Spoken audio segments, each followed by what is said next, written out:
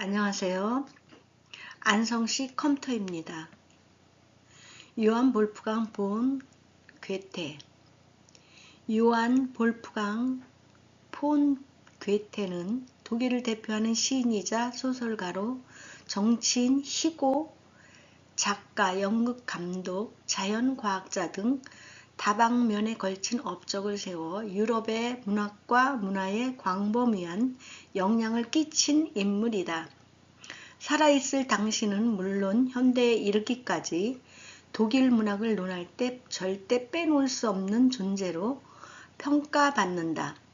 생전의 소설 젊은 베르테르의 슬픔으로 유럽 전역에서 엄청난 유명세를 얻었으며 사후에는 희곡 파우스트가 독일어 문학의 가장 중요한 작품으로서 그 명성을 떨쳤다. 게다가 작센 바이마르 공국의 재상으로서 여러 위인과 예술인들과 교류하면서 작은 공국에 불과한 바이마르를 독일 문화의 중심지로 만들었으며 지금도 근현대 독일의 가장 위대한 문인으로 여겨진다. 이 논문에서는 괴테의 생애, 주요 업적, 그리고 그의 유산을 탐구함으로써 그가 유럽 문화사에 미친 영향을 고찰하고자 한다.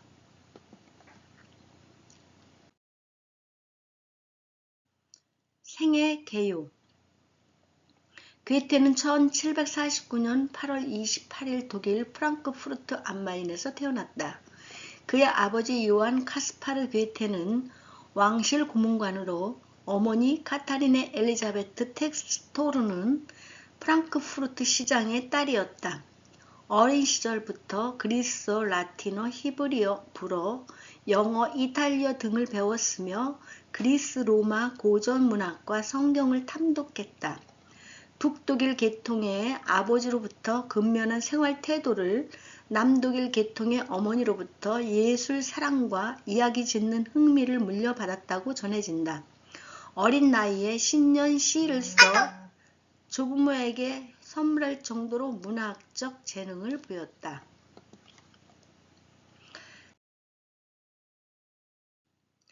(1775년) 바이마르로 이주한 괴테는 공국의 행정가로 활동하며 국정에 참여했다.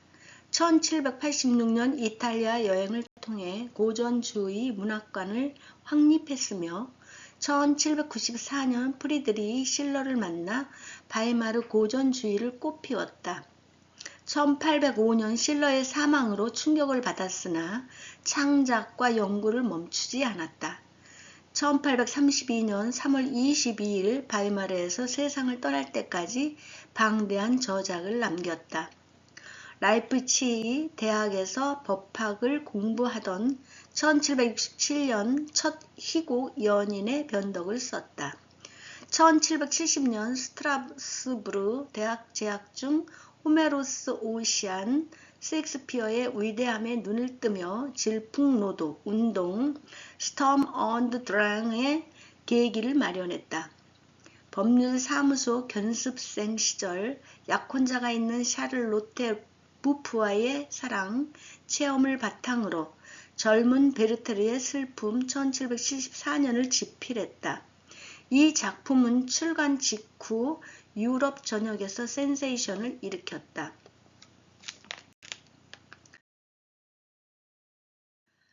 문학적 업적. 괴테의 문학적 업적은 그의 다재다능함을 상징한다. 그는 시, 소설, 희곡 등 다양한 장르에서 걸작을 창조했다. 대표작 젊은 베르테르의 슬픔은 로맨틱주의의 선구자로 평가되며 주인공 베르테르의 감정적 고뇌를 통해 청년 시대의 감성을 대변했다. 이 소설은 출간 후 베르테르의 열풍을 일으켜 유럽 청년들에게 큰 영향을 미쳤으며 심지어 모방 자살 사례까지 발생했다. 희곡 파우스트는 괴테의 생애를 관통하는 역작으로 제1부 1808년과 제2부 1831년을 통해 인간의 욕망, 지식 추구, 구원의 주제를 탐구한다. 이는 독일 문학의 정점으로 여겨지며 셰익스피어와 비교될 만큼의 깊이를 지녔다. 또한 교양소설 빌헬름 마이스터의 수업시대 1796년과 그 속편 빌헬름 마이스터의 편력시대를 1821년에는 개인의 성장과 사회적 조화를 다루며 독일 고전주의의 본질을 보여준다. 괴테는 연극 감독으로도 활약했다. 바이마르 궁전극장의 감독으로서 경영, 연출, 배우, 교육을 맡아 연극을 세계적 수준으로 끌어올렸다. 셰익스피어와 프랑스 고전 작가들을 평가하고 그리스 고전극을 도입하는 등 연극 문화 발전에 기여했다.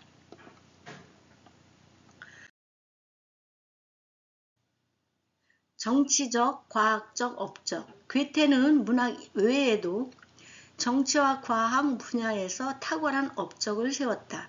1775년부터 바이마르 공국의 재상으로 재직하며 행정개혁을 주도했다. 작은 공국이었던 바이마르를 문화 중심지로 탈바꿈시켰으며 실러, 헤르더 등 위인들과의 교류를 통해 바이마르 고전주의 시대를 열었다. 이는 독일 문화의 르네상스라 불릴 만한 성과였다. 과학자로서 괴테는 식물학, 해부학, 광물학, 지질학, 색채론 등에 깊은 관심을 보였다. 색채론 1810년은 뉴턴의 광학 이론에 반대하며 주관적 색채 인식을 강조한 독창적 연구로 미술과 심리학에 영향을 미쳤다. 또한 이탈리아 기행 1829년은 여행 체험을 통해 고전 미술과 자연의 조화를 탐구한 기록이다. 이러한 다학제적 접근을 괴테를 르네상스형 인간으로 만든다.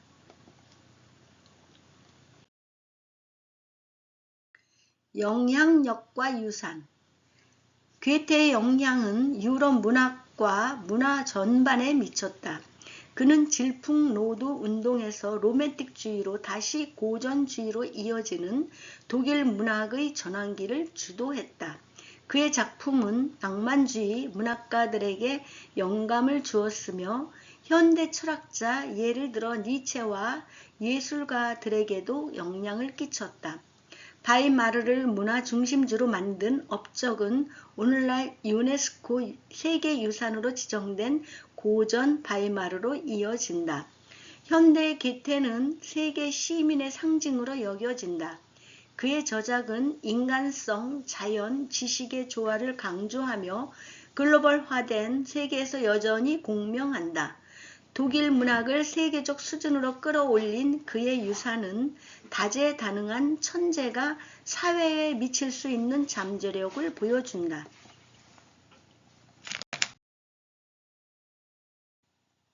결론. 요한 볼프강 폰 괴테는 단순한 문학가가 아닌 문학, 정치, 과학을 아우르는 르네상스적 인물이었다. 그의 삶과 업적은 유럽 문화의 지평을 넓혔으며 오늘날에도 영감을 준다. 괴테를 연구하는 것은 인간의 무한한 가능성을 탐구하는 과정이며 그의 유산은 미래 세대에게 여전히 빛을 발할 것이다. 프리드리히 실러와 요한 볼프강 폰 괴테의 관계는 독일 문학사에서 가장 유명하고 생산적인 우정 중 하나로 평가됩니다. 이 관계는 단순한 개인적 친분을 넘어 바이마르 고전주의라는 문화 운동의 핵심 동력이 되었으며 두 거장의 창작 활동을 극대화한 상징적인 파트너십이었습니다.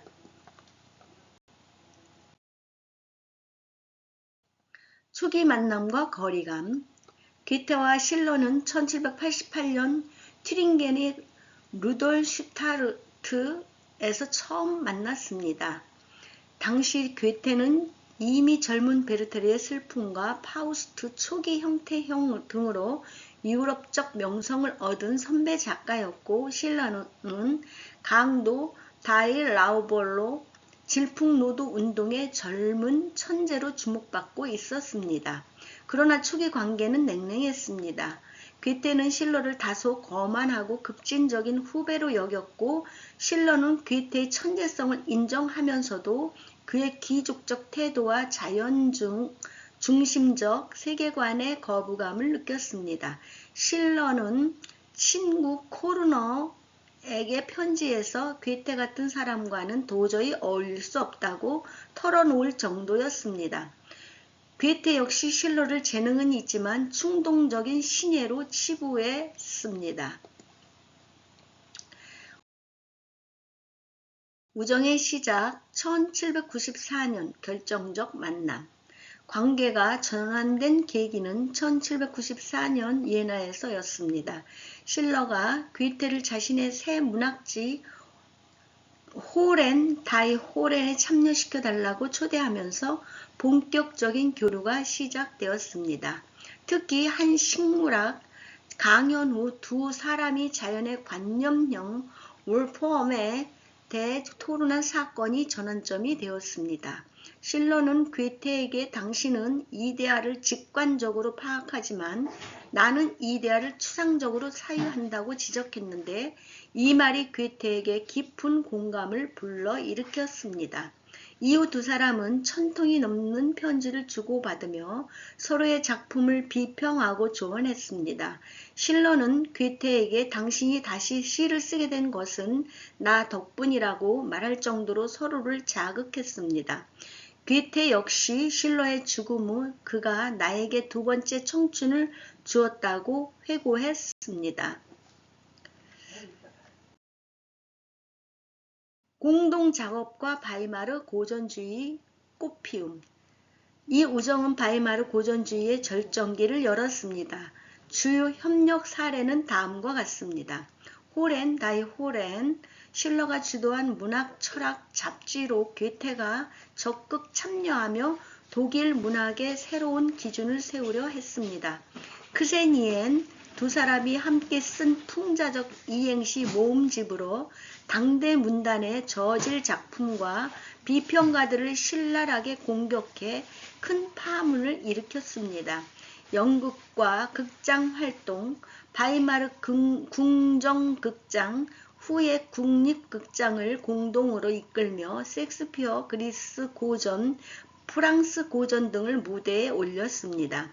실러의 빌헬름 텔, 마리아 슈투아르트 등도 이 시기 작품입니다. 상호 영감, 실러는 괴테의 빌헬름 마이스터의 수업 시대의 완성을 촉진했고 괴테는 실러의 철학적 이데아 중심적 시각을 통해 자신의 고전주의 미학을 정립했습니다. 두 사람은 성격 세계관이 정반대였습니다.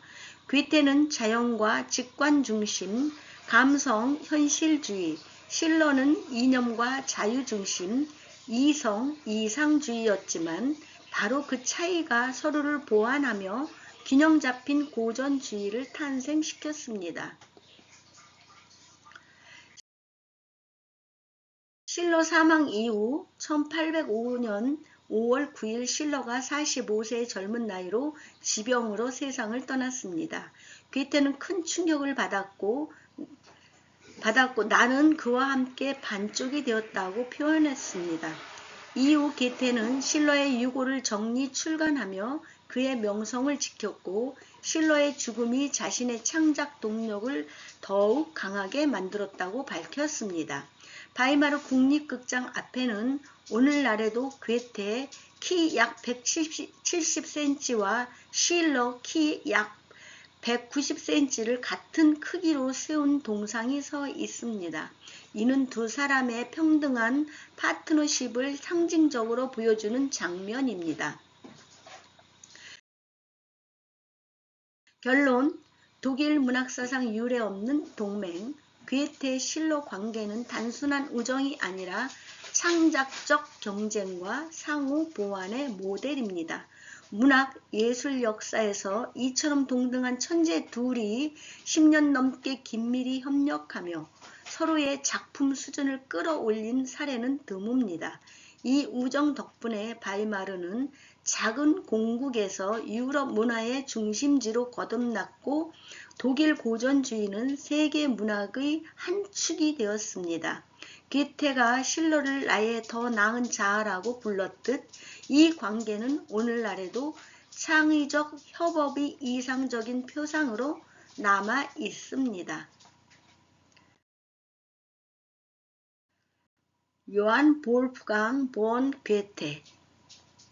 감사합니다.